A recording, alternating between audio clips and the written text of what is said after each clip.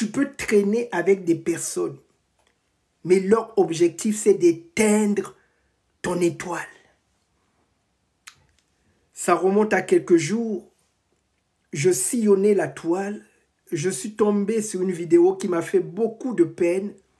Une jeune femme qui a souffert pour créer son entreprise.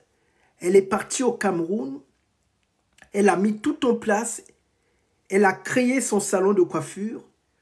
Donc, pour fêter cette victoire, la pauvre, elle est partie en boîte de nuit. À son retour, elle ne se sentait pas bien. Et elle est morte.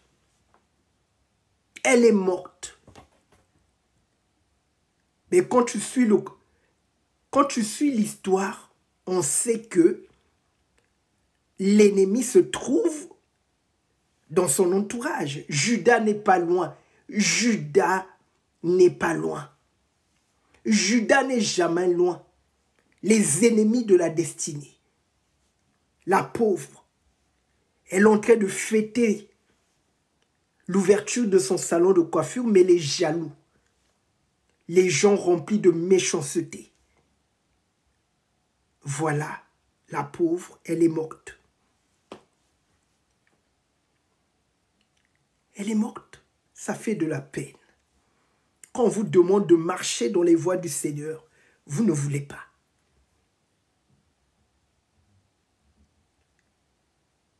Vous ne voulez pas. On doit faire très attention. Les personnes qui entrent dans votre cercle privé, vous devez prier. De la même manière que Jésus-Christ a prié toute la nuit pour choisir les disciples. Autrement dit, sa garde rapprochée. Autrement dit, toutes ces personnes qui entraient dans le cercle privé de Jésus ont fait l'objet d'un scanner divin. Dieu a scanné leur vie. C'est Jésus qui a choisi, c'est Jésus-Christ qui a choisi Judas. Il savait. Parce que le Seigneur sait tout. C'est lui-même qui l'a choisi pour que les Écritures s'accomplissent. Donc c'est tout simplement pour vous dire, le Seigneur nous a laissé un modèle que pour choisir son entourage privé, il faut prier et jeûner.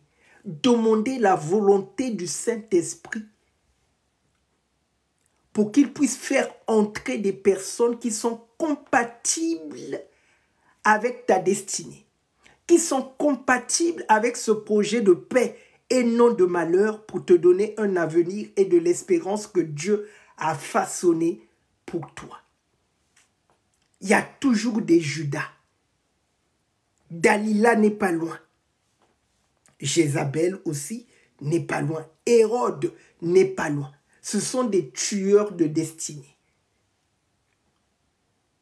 Ce sont des personnes qui vont te faire du surplace, qui vont te garder dans la stagnation, la régression. Il y a des amis, il faut te séparer d'eux. Ce n'est pas mauvais. Il y a des amis, il faut te séparer d'eux.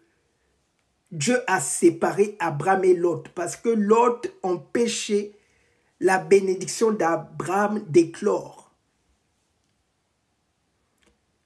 Et le Seigneur, pourquoi a-t-il gardé Judas avec lui? C'était pour accomplir les Écritures. C'était pour accomplir les prophéties. C'était pour accomplir la volonté de Dieu. Le Seigneur Jésus-Christ avait connaissance de sa mission